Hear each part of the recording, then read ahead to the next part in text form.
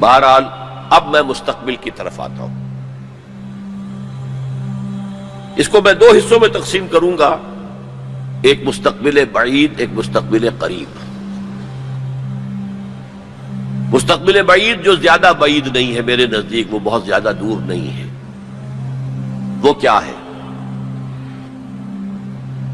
قرآن مجید کے صغرا کبرا سے بھی ثابت ہوتا ہے. پوری وضاحت کے ساتھ قرآن میں یہ نہیں ہے، لیکن صغرا کبرا قرآن میں موجود ہے، جس کا لازمی نتیجہ ہے جو میں ابھی آپ کے سامنے رکھوں گا. اور احادیث نبویہ سے بڑی وضاحت کے ساتھ ثابت ہے کہ قیامت سے قبل پوری دنیا میں، پورے گلوب پر دین حق اسی طرح غالب آئے گا جیسے کہ حضور کی جد و جہد کے نتیجے میں جزیرہ نما عرب میں غالب آیا تھا. قرآن میں صغرا کبرا کیا ہے؟ 3 دفعہ کہا کہ ہم نے بھیجا ہے محمد کو صلی اللہ علیہ وسلم دین کو غالب کرنے کے لیے. وہ آیت میں نے بار بار کوٹ کی ہے. 5 دفعہ کہا ہے کہ ہم نے بھیجا ہے محمد کو پورے عالم انسانیت کے لیے. سب سے اہم آیت ہے سورہ سبا کی نمبر 28 آیت، وَمَا أَرْسَلْنَاكَ إِلَّا كَافَّةً لِلنَّاسِ بَشِيرًا وَنَذِيرًا. اے محمد، ہم نے آپ کو نہیں بھیجا مگر پوری نوع انسانی کے لیے بشیر اور نذیر بنا کر. اب اس صغرا کبرا کو جوڑیے. جب تک پوری دنیا پر دین حق اسی طرح غالب نہ ہو جیسے کہ حضور نے عرب میں کر دیا تھا، حضور کا مقصد بعثت ہنوز شرمندہ تکمیل ہے. اور یہ ممکن نہیں ہے کہ دنیا ختم ہو جائے اور حضور کا مقصد بعثت جو ہے پورا نہ ہو. احادیث کے اندر وہ حدیث جو میں 2 دفعہ آپ کے سامنے لا چکا ہوں، پہلا دور نبوت، دوسرا خلافت علی منہاج النبوہ، تیسرا ملکن عاضن، چوتھا فرمایا ثم تکون ملکن جبریا، پھر ملوکیت ہوگی مجبوری والی، غلامی والی. اب میں نہیں کہہ سکتا کہ اس وقت صحابہ نے اس کا کیا مطلب سمجھا ہوگا. یہ 2 ملوکیتیں علیحدہ علیحدہ حضور نے گنوا دی. آج ہم سمجھ سکتے ہیں کہ پہلی ملوکیت وہ تھی جس میں سلاطین اور ملوک مسلمان تو تھے، کلمہ گو تو تھے، پھر ہم ملکہ وکٹوریہ کے غلام ہو گئے.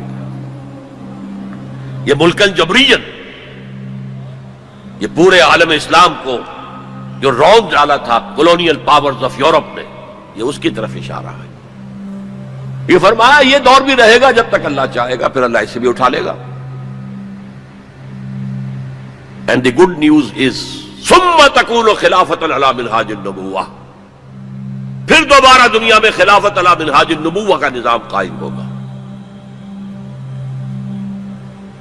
یہ ہے وہ دور جو آنے والا ہے، مستقبل میں آئے گا، لازماً آئے گا. 2 پتنگیں ہیں اڑ رہی ہیں، ان کا پیچ پڑنے والا ہے بہت زبردست. ایک ہے نیو ورلڈ آرڈر جو حقیقت میں جیو ورلڈ آرڈر ہے، ایک ہے جسٹ ورلڈ آرڈر آف اسلام. مقابلہ انہی میں ہونا ہے. اور نتیجے میں بالآخر اسلامی خلافت گلوبل کی طرف تو دنیا جا ہی رہی ہے. گلوبلائزیشن. یہ ملکوں کے درمیان لکیریں تو تقریباً بے ایمانی ہو جائیں گی.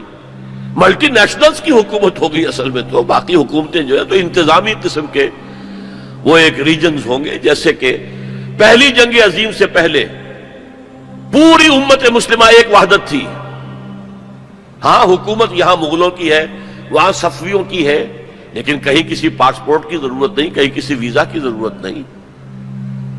کوئی مغرب سے چل کر آتا ہے ابن بطوطہ اور پہنچ جاتا ہے ہندوستان تک اور یہاں آ کر وزیر بن جاتا ہے. He is not the son of the soil. امت کی وحدت برقرار تھی. یہ امت کی وحدت ختم ہوئی ہے فرسٹ ورلڈ وار کے بعد. المصر للمصریین، الشام للشامیین، العراق للعراقیین، یہ نعرے لگے ہیں امت کی وحدت کو پارا پارا کرنے کے لیے مغرب کے زیر اثر. یہ سب سے بڑی سازش تھی امت کی وحدت کو ختم کرنے کے لیے. بہرحال ایک تو یہ جس کی کے بارے میں حضور نے خبر دی کہ دوبارہ آئے گا خلافت علی منہاج النبوہ کا نظام. اور 2 حدیثیں آپ کو سنا دینا چاہتا ہوں جس میں حضور نے خبر دی ہے کہ اب جب یہ آئے گا تو گلوبل ہوگا. ایک حدیث ہے حضور صلی اللہ علیہ وسلم کے ایک غلام جنہیں آپ نے آزاد کر دیا تھا، حضرت ثوبان رضی اللہ تعالی ان کی روایت ہے۔ عن ثوبان رضی اللہ تعالی عنہ قال قال رسول اللہ صلی اللہ علیہ وسلم ان اللہ زوالی الارض، اللہ نے میرے لیے پوری زمین کو لپیٹ دیا یا سکیڑ دیا، پوری زمین۔ فرائے تو مشارقہا و مغاربہا، میں نے سارے مشرق دیکھ لیے، سارے مغرب دیکھ لیے۔ وَإِنَّ أُمَّتِي سَيَبْلُغُ مُلْكُهَا مَا زُوِيَ لِي مِنْهَا، اور میری امت کی حکومت ان تمام علاقوں پر قائم ہو کر رہے گی جو مجھے زمین کو سکیڑ کر یا لپیٹ کر دکھا دیے گئے۔ اور یہ روایت کسی دوسرے تیسرے درجے کی حدیث کے ذخیروں میں سے نہیں ہے، مسلم شریف کی روایت ہے، درجہ اول کی کتب۔ اور دوسری حدیث وہ مسند احمد ابن حنبل کی ہے، مقداد الاسود عن المقداد الاسود رضی اللہ عنہ قال قال رسول اللہ صلی اللہ علیہ وسلم لا يبقى على ظهر الارض بيت وبر ولا مدر الا ادخله اللہ کلمۃ الاسلام، اس روئے زمین پر نہ کوئی گھر رہے گا اینٹ گارے کا بنا ہوا، اور نہ کوئی خیمہ ہوگا جو کھالوں کا بنا ہوا، جس میں اللہ اسلام کے کلمے کو داخل نہ کر۔ بعز عزیز اور ذل ذلیل، یہ داخلہ دو میں سے ایک طریقے پر ہوگا، یا عزت والے کے اعزاز کے ساتھ، یعنی وہ خود اسلام قبول کر لے گا تو اس کے گھر میں یا اس کے خیمے میں اسلام داخل ہوگا، اس کی بھی عزت ہوگی۔ وَلِلَّهِ الْعِزَّةُ وَلِرَسُولِهِ وَلِلْمُؤْمِنِينَ، عزت کا حقدار تو اللہ ہے، اس کے رسول ہے اور اہل ایمان ہے۔ اور ذل ذلیل، یا کسی کمزور کی پستی کی وجہ سے، اگر اسلام قبول نہیں کریں گے تو یؤتوا الجزیۃ عن یدٍ وہم صاغرون، چھوٹے ہو کر رہنا پڑے گا، جزیہ دینا ہوگا۔ گویا کہ اسلام تو اس کے خیمے اور گھر میں بھی داخل ہو گیا، وہ خود محروم رہا۔ جب حضور نے یہ فرمایا تو حضرت مقداد پھر کہتے ہیں کہ میں نے کہا وَيَكُونَ الدِّينُ كُلُّهُ لِلَّهِ، تب ہوگی وہ بات جو سورہ انفال میں آئی ہے کہ دین کل کا کل اللہ کے لیے ہو جائے گا۔ تو یہ تو ہے مستقبل بعید جس کا سارا دار و مدار میرے بیان میں حالات کے حوالے سے نہیں ہے۔ حالات میں ہمیں اس کے کوئی آثار نظر نہیں آ رہے، حالات بہت مایوس کن ہیں، لیکن حضور کی دی ہوئی خبریں ہیں، وَهُوَ الصَّادِقُ الْمَصْدُوقُ، منطقی طور پر بھی میں ان کا قائل ہوں اور حضور کی احادیث کی روح سے بھی قائل ہوں۔ اس سے پہلے جو مستقبل قریب ہے، اس میں ابھی مسلمانوں پر بہت سخت دن آئیں گے، عذاب کا کوڑا اور شدید سے شدید تر ہو۔ اس کو یوں سمجھیے کہ وہ جو حدیث جس سے میں نے بات شروع کی تھی، حزم النعل بالنعل، تو باقی سارے عذاب تو قربن کافی ثابت ہو گئے، ادھر ایشورینز، ادھر کروسیڈرز، ادھر نیبوکڈنیزر، ادھر تاتاریز، ادھر گریکس اینڈ رومنز، ادھر بقیہ ویسٹرن اینڈ سینٹرل یورپ۔ یہ تو صاف صاف نظر آ گیا جو پچھلی صدی میں ہوا یہودیوں کے ساتھ، 6 millions of them decimated، ختم کیے گئے ہٹلر کے ہاتھوں۔ اس کی کاربن کاپی بھی تو آنے والی ہے، اور یہ آئے گی اربوں پر۔ آج اللہ کے دین کے سب سے بڑے مجرم عرب، کیوں؟ عام قاعدہ ہے جن کے رتبے ہیں سوا، ان کی سوا مشکل ہے۔ حضور کی ازواج سے کہا گیا کہ نہیں، اگر تم کوئی غلط حرکت کرو گی دوہری سزا ملے گی تمہیں، تمہارا رتبہ بہت اونچا ہے، تم نبی کے گھر میں آباد ہو۔ عربوں کو اللہ نے فضیلت دی کہ محمد ان میں سے تھے، رسول عربی ہیں صلی اللہ علیہ وسلم۔ یہ رتبہ بلند ملا جس کو مل گیا، ہر مدعی کے واسطے دار و رسن کہاں۔ پھر سب سے بڑی فضیلت کیا ہے؟ ان کی اپنی مادری زبان میں قرآن موجود ہے، اللہ کا کلام۔ ان کو قرآن کے سمجھنے میں کوئی دقت تو نہیں ہے۔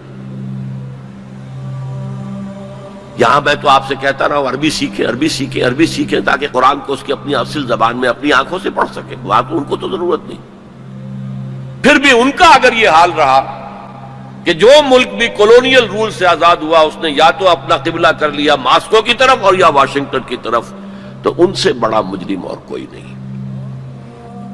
ایک حدیث میں آیا ہے ویل للعرب من شر اقترب، بہت ہلاکت اور بربادی ہوگی۔ ایک مرتبہ ام سلمہ رضی اللہ تعالی عنہا نے ام المومنین پوچھا کہ یہ جو آپ فرما رہے ہیں کہ اتنی بڑی تباہی آئے گی، اتنے بڑے مسلمانوں کے اوپر برے حالات آئیں گے، تو عرب اس روز کہاں ہوں گے؟ فرمایا العرب یومئذ قلیل، بہت کم رہ جائیں گے، بہت بڑی تباہی آنے والی۔ اور اس کا نقطہ آغاز کیا ہوگا؟ ویسے تو ہے جو کچھ ہو رہا ہے فلسطین میں، اسے وہ 30 کروڑ عرب بھی دیکھ رہے ہیں اور باقی 100 کروڑ مسلمان باقی بھی دیکھ رہے ہیں۔ ٹک ٹک دیدم دم نکشیدم، وہ آئی سی جو ہے وہ بھی زیادہ آئی سی بن کر رہ گئی اور کچھ نہیں۔ کوئی کسی طرف سے احتجاج تک نہیں ہے۔ امریکہ شیرون کو مین آف دی پیس کا خطاب دے رہا ہے، صابرہ اور شتیلہ کا قاتل، درندہ، اور جو کچھ کر رہا ہے فلسطینیوں پر وہ آج ہم اپنی آنکھوں سے دیکھ رہے ہیں ٹیلی ویژن کے اوپر، کس طرح بلڈوزرز آتے ہیں ان کے گھروں پر گھر گراتے چلے جاتے ہیں، کس طریقے سے F-16 اوپر دندن آ رہے ہیں، ہیلی کاپٹر دندن آ رہے ہیں، اور ان کے پاس کیا ہے سوائے اپنی جان پیش کرنے کے؟ سوسائیڈ جو ہے اٹیک، اس کے سوا کیا ہے؟ یا پہلے وہ صرف پتھر مارتے تھے، اینٹیں روڑے، اللہ اللہ خیر۔ تو یہ ضربت علیہم الذلۃ والمسکنۃ وباؤوا بغضب من اللہ تو پہلے ہی ہو چکا ہے۔ لیکن جن دو چیزوں پر یہودیوں کا اور west white Anglo Saxon Protestants کا اتفاق ہے، وہ ایجنڈا، 4 نکاتی ایجنڈے پر یہ متفق ہیں۔ نمبر 1، جلد از جلد وہ جنگ ہونی چاہیے جس کی خبر بائبل میں دی گئی ہے، ارمگیڈون، بائبل کی آخری کتاب ہے ریویلیشنز، مکاشفات یوحنا۔ یہ یوحنا جان جو ہے یہ حضرت یحییٰ نہیں، حضرت مسیح کے حواریوں میں سے ایک جان ہے، ان کے مکاشفات ہیں، اور اس میں یہ ہے کہ ایک بہت بڑی جنگ ہوگی تاریخ انسانی کی، ارمگیڈون۔ اور اگر آپ دیکھیں گے ڈکشنری میں تو لکھا ملے گا very big war which will be fought between the forces of good and evil before the end of this world۔ ارمگیڈون جلد از جلد ہونی چاہیے۔ نمبر 1، عراق پر حملہ اس کا نقطۂ آغاز ہے۔ آگے یہ سلسلہ کدھر بڑھتا ہے یہ ابھی دیکھنے کی بات ہے۔ نمبر 2، گریٹر اسرائیل قائم ہونا چاہیے تاکہ پوری دنیا کی یہودی آ کر سما جائے۔ ابھی تو اس چھوٹے سے اسرائیل میں تو ساری دنیا کی یہودی تو نہیں آ سکتی۔ اور یہ کہ فلسطینیوں سے اس ارض فلسطین کو پاک کیا جائے تاکہ نہ رہے بانس نہ بجے بانسری، یہ خودکش حملے بھی ختم ہو جائیں، یا انہیں سمندر میں پھینکو یا انہیں جارڈن کی طرف دھکیل دو، چلے جاؤ ادھر۔ نمبر 3، مسجد اقصی اور ڈوم آف دی راک، قبۃ الصخرہ کو گرایا جائے۔ نمبر 4، ٹیمپل تعمیر کیا جائے، 3rd ٹیمپل، جس کی پوری تیاری کر چکے ہیں، جس کے پورے نقشے بن چکے ہیں، جس کے لیے اس کی جو بھی انٹرنل ڈیکوریشن ہوگی اس کے لیے سب کچھ تیار ہو چکا ہے۔ اور یہ انتفاضہ جو ریسنٹ شروع ہوا ہے یہ شیرون کے دورے کی وجہ سے کہ وہ مسجد اقصی میں داخل ہوا اور وہ دیکھ رہا تھا جگہیں کہاں سے ہمیں فاؤنڈیشن بنانی ہے اور کیا کرنا ہے۔ 4 باتیں گنوائی میں نے، 5ویں بات ایک اور بھی ہے کہ جب 3rd ٹیمپل تعمیر ہو جائے تو تھرون آف ڈیوڈ لا کر وہاں پر رکھ دیا جائے۔ یہ مجھے پتا نہیں تھا، یہ تھرون آف ڈیوڈ ابھی حضرت داؤد کا تخت جو ہے کہیں محفوظ ہے۔